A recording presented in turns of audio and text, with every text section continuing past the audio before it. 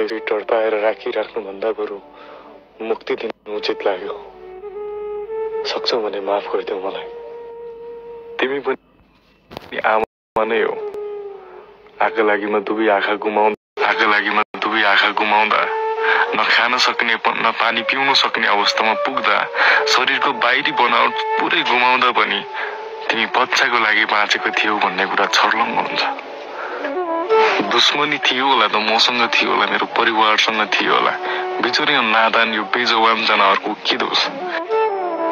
कृपया साथीभाइ, आफन्त, इष्टमित्र, मान सम्मानको लागि भनेर अपराधीलाई बचाउने प्रयास नगर्नुहोस्। आज मसँग यस्तो खालको गतिविधि गर्न सक्नेले भोलि तपाईसँग पनि त्यही गतिविधि नदोहोर्याउला भन्न सकिन्न। यो घटनाले मेरी आमा विक्षिप्त बनेकी छिन्। उनको मानसिकतामाथि निकै गहिरो घाउ लागेको छ।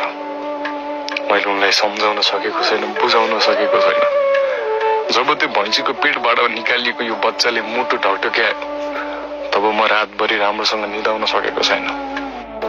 हे गुलाब, तिमी सुगन्ध छर्न त आयो तर मन उजाड भएको बेलामा आयो।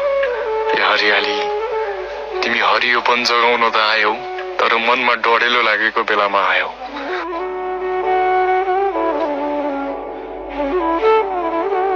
दौडेर नजिकाउने त्यो भैँसी आज आफ्नै आँखा अगाडि यसरी टाढा जाँदा मन सम्हाल्न सकिरहेको छैन। मन भारी भएको छ। मेरो मेन्टली प्रेसर यति हाई भएको छ कि कुरै नगर्नु। यसरी तिमीलाई आफ्नै हातले अन्तिम संस्कार गर्नु सजिलो त थिएन, तर पनि परिस्थितिसँग जुझ्दाखेरि मन दोहोरो बनाएर तिमीलाई बिदाई गरे। हार्दिक श्रद्धाञ्जली काली, मिठो सम्झना। तिमीले मेरो लागि दिएको यो बलिदान यसै खेर त जानेवाला छैन। म त्यसलाई यसै छोड्नेवाला पनि छैन।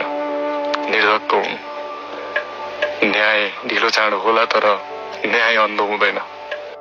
जसको लागि तिमी बाँचिरहेको थियौ, जसको लागि तिमी सास लिइरहेको थियौ, उसलाई मैले तिम्रै काखमा राखिदिएको छु।